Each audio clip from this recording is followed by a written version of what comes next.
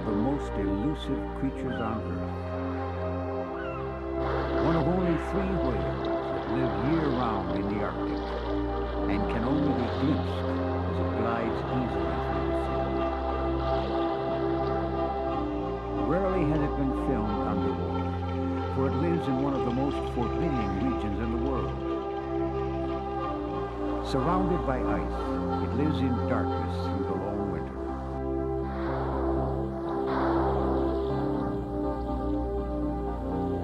This mammal holds a unique place in man's mythology. It is linked to the single-horned animal endowed with magical powers, the legendary unicorn.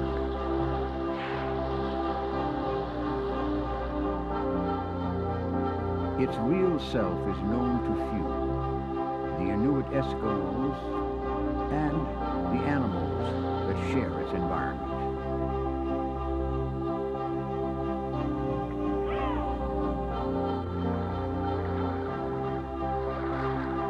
Now science is trying harder than ever before to understand the ways of one of the least known creatures on Earth, the narwhal.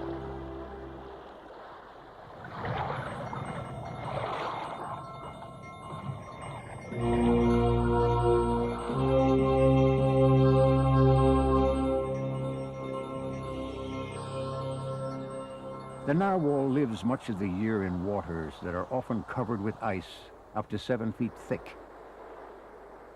They do not migrate south to warmer climates in winter. The narwhal population numbers about 20,000. Most are found in the eastern Arctic, between Canada and Greenland.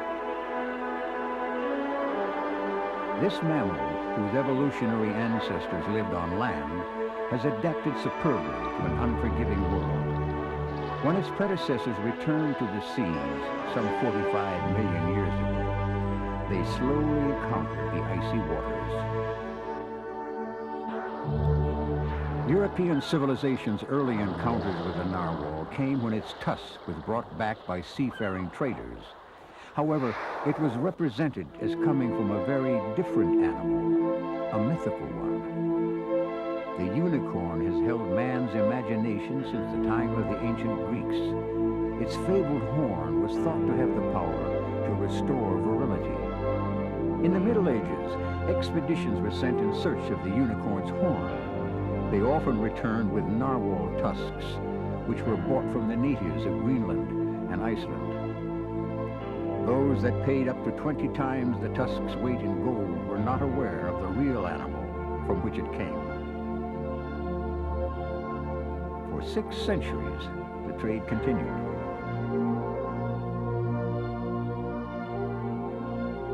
When a biologist finally revealed the true owner of the unicorn's horn, the narwhal, it did little to diminish its value.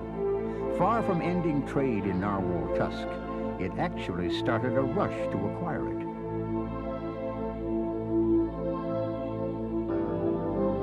The sailors from the south never hunted the narwhal. They went north, only to trade for it.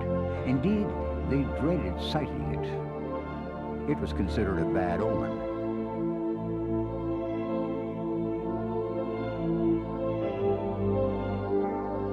Many sailors perceived its whitish, speckled skin as a harbinger of death. Although the myth surrounding the origin of the tusk has been disproved, how the narwhal uses it remains a great mystery. It is almost always the males which have the tusk, which is a tooth up to 10 feet long that protrudes through the upper lip.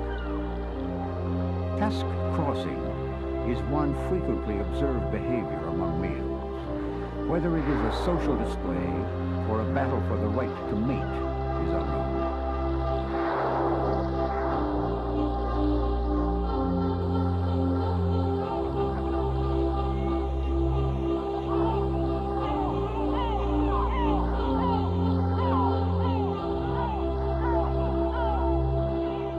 Other theories about the tusk include the idea that it may be used to pierce through thin ice to create breathing holes. This is disputed, however, since the tusk is very brittle. Male dominance and ritual display seem the most likely possibilities. Head scars have been observed. Whether they are inflicted intentionally or accidentally is unknown. These are only theories, and the magnificent tusk of the narwhal still defies explanation.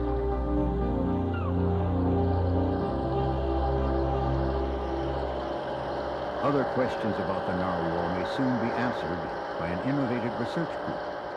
A group of scientists are heading into the Canadian Arctic waters. They hope to add to the small body of information that exists about it. They have chosen Canada's Tremblay Sound off the northern shore of Baffin Island.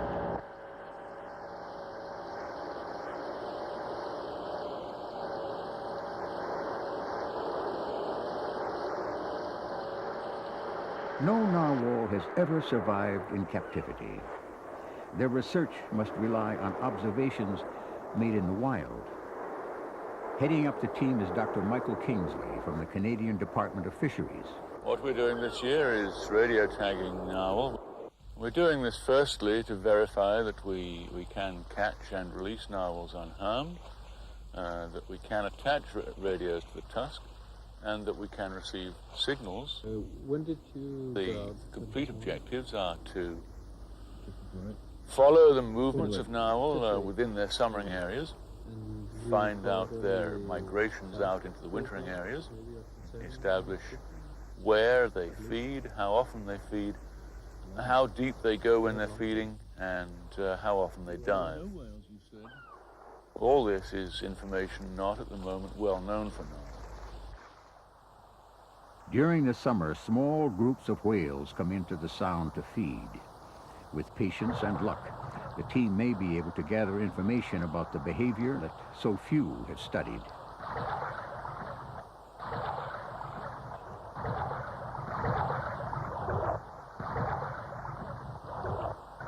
For now, Michael Kingsley and project collaborator Runa Dietz eagerly await the arrival of the narwhal. Some miles to the northeast, at the tip of Baffin Island, a very different activity is in progress. The Inuit of the town of Arctic Bay are preparing for their annual June hunt, known as Sinasiruk. Entire families participate in the event, leaving the settlement to camp on the shores of the inlets and fjords. The narwhal is still a major food source for the Inuit, though there is a government quota for this village of 100 narwhal per year. But the hunt is also something more. It is a tradition that binds families together and helps define a culture.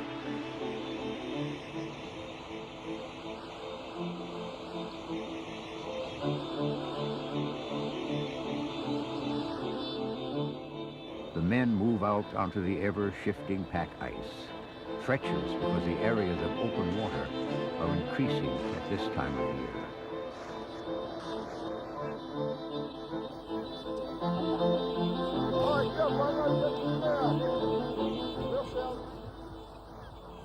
Now that the leads, or open areas in the ice, are appearing, the long-awaited time is drawing near.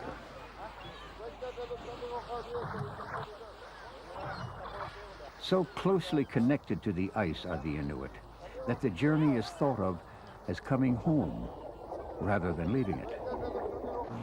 Still, the search for the whale can be a long one.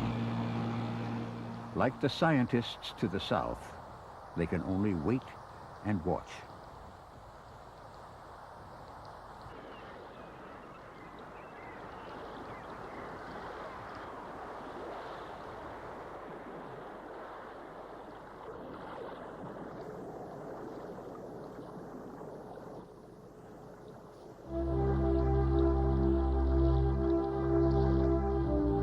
The animals follow the leads back to summer feeding grounds. Little is known about their winter movements, but they trail the ice as it retreats shoreward in spring.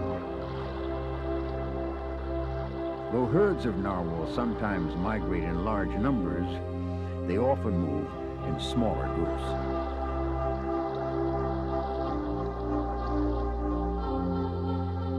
The adult males usually stay together, separated from the females and their calves.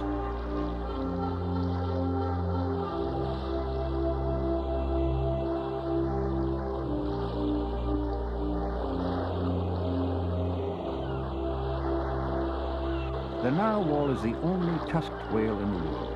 Of the 3 Arctic species, it is most similar to the beluga.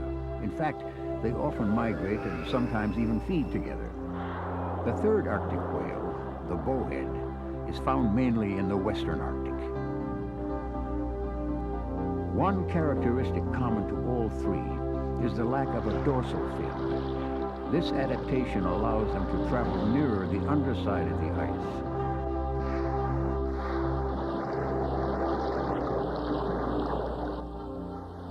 The narwhal has moved into Trembly Sound.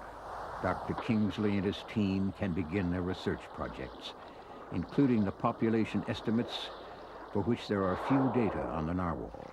We were interested to find out whether we could in fact use the underwater vocalizations as a way of counting whales under conditions where they couldn't be clearly seen. One study involves the use of a hydrophone to hear the bewildering variety of sounds the narwhals make.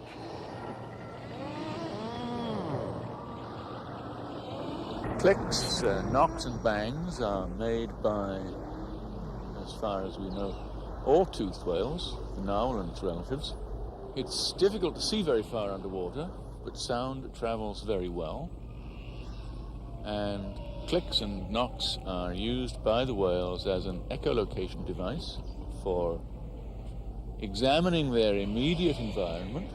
It can get information on the distance, the size, the shape, and perhaps also the composition of whatever object might be in front of it. Rather than relying on the sense of sight as humans do, the whales use their complicated acoustical cues to create their perception of the 3-dimensional world around them. There is even a theory that the tusk acts as a director or projector of sound waves within the cacophony of the deep.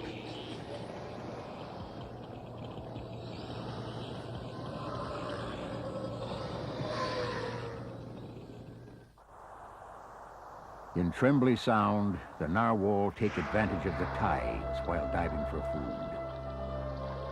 During low tide, they tend to stay in the sound where prey is easier to catch. This means moving against the ebbing waters, but it makes hunting simpler.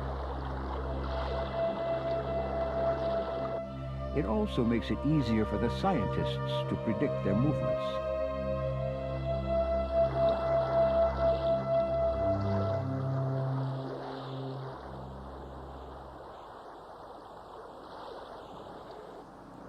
One part of the project is especially difficult: to catch and radio tag a 1-ton whale.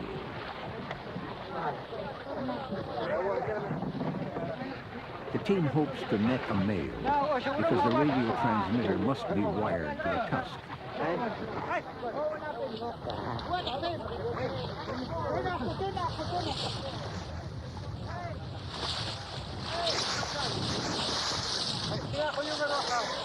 Luck is with them. They quickly snare a male narwhal. He's pulled to the side of the boat so that the radio device can be connected.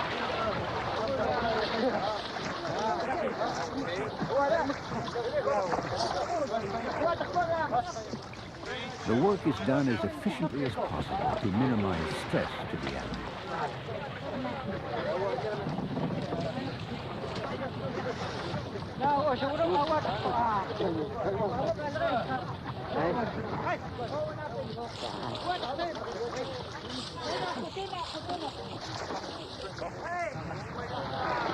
For the Inuit assistants as well as for the scientists, this experience with the narwhal is a new one.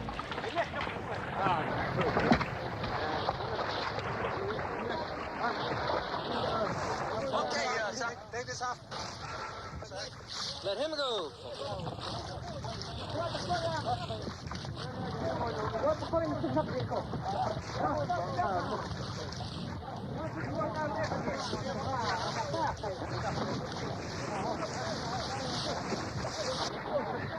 The narwhal is released, probably surprised, but definitely unharmed.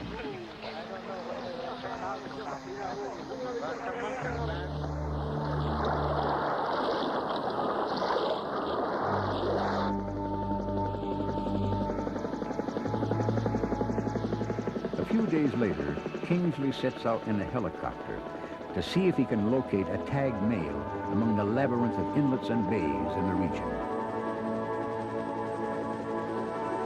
The team is also trying to learn more about other patterns of the narwhal, including how often and how deeply they dive.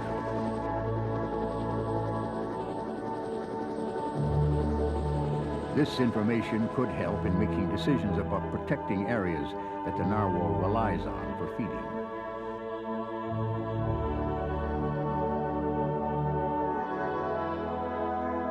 The radio signal allows tagged animals to be tracked. For the next 20 days, the narwhal remained in the same area and made many frequent, deep dives. With new information, hunting may be more effectively monitored in areas critical to the narwhal's survival.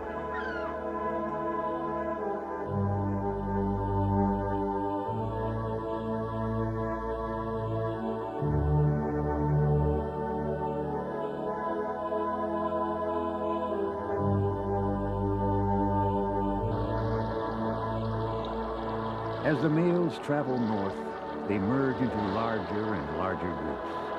By the time they reach Lancaster Sound off Baffin Island, more than 3/4 of the world's narwhal population is together in one concentrated area. They will remain here for the spring, sampling the Arctic cod and other fish that are the staple of the narwhal diet.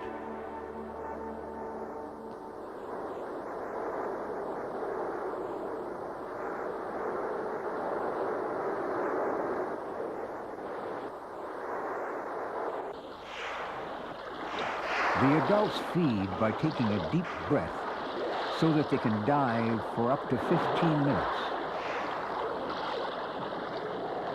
Their descent may take them as deep as 1,000 feet.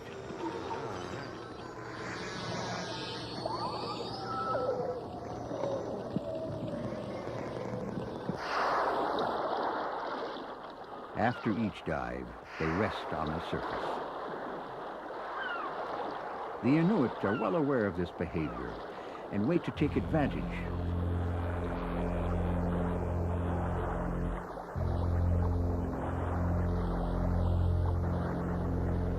An Inuit legend speaks of the goddess Nuliak.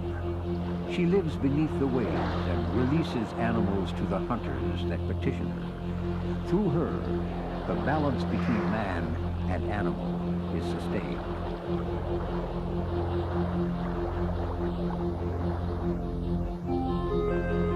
Now comes the chance for the Inuk to take his narwhal.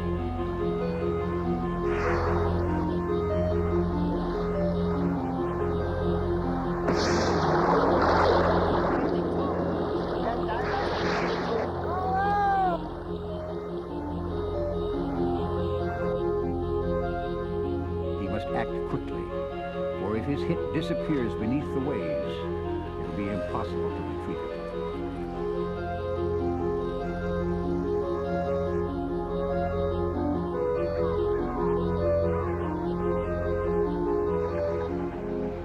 Other family members are nearby, ready to help in bringing in the whale. The traditional Inuit method is to sculpt the ice into a ramp and create a pulley system so that they can haul the whale onto the surface of the pack ice.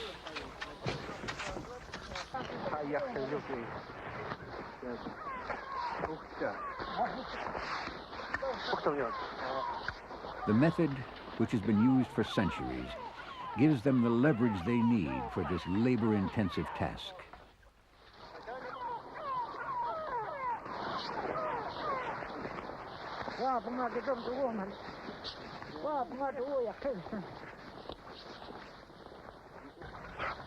The narwhal is used in many ways.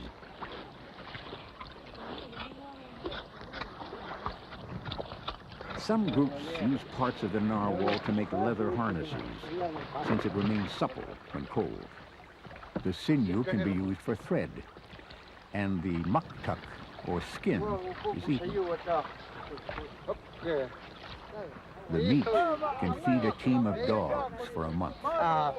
Until wood began to be shipped into the Arctic, the tusk was sometimes used as a spear shaft, tent pole, or in many other ways. Even today, it can be sold.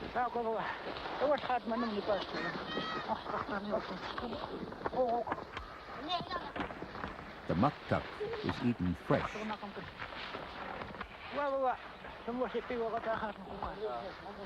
All across the area, the small camps of families are participating in this annual event. The high fat content of the muktuk will give the people the energy they need to live in freezing Arctic conditions. The skin supplies the major source of vitamin C available at these latitudes. The whale meat is eaten with a full appreciation for the bounty that the Arctic waters provide.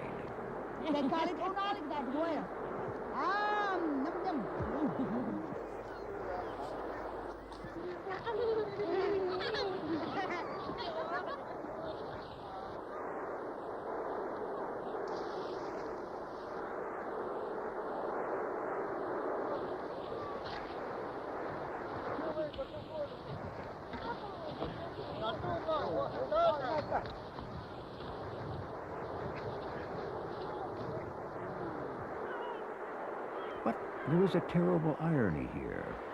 This traditional food has been contaminated by some of the world's deadliest pollutants, PCBs. The Eastern Inuit, living in isolation and generating little in the way of pollution, are being slowly poisoned by toxins emanating from thousands of miles away. Some of these people have the highest known levels of PCBs in the world. Chemicals like DDT are traveling inexorably north.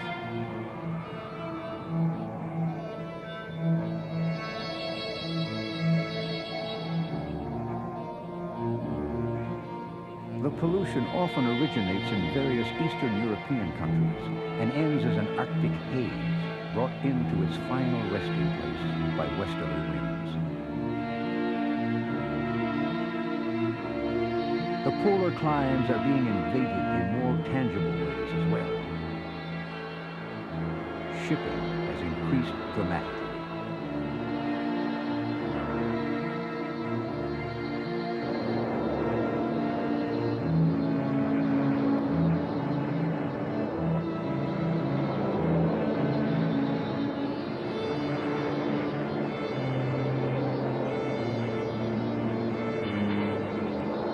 Demand for Arctic oil and gas may increase sharply over the next decade. If it does, Lancaster Sound can expect as many as 900 ships passing each year. All this is changing age-old relationships. Now it is the outsiders who hold the destiny of the Arctic and its people in their hands.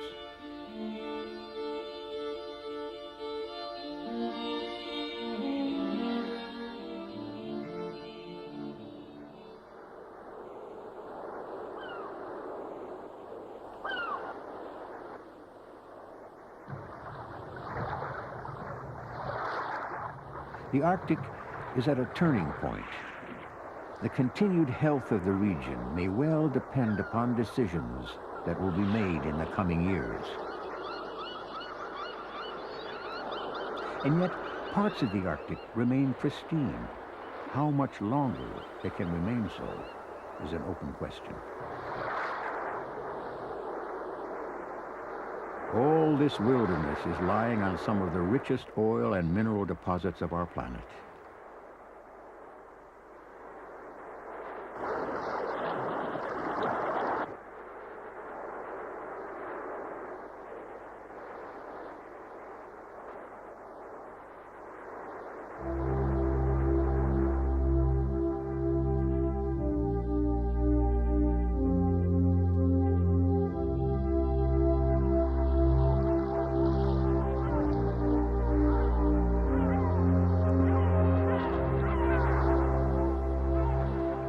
For now, there is still room for the narwhal. With care and vigilance, this legend of the Arctic, whose tusk has stirred men's imaginations, will continue to exist as a symbol of our belief in the importance of a land that many of us may never see, but which still touches our lives, the Arctic.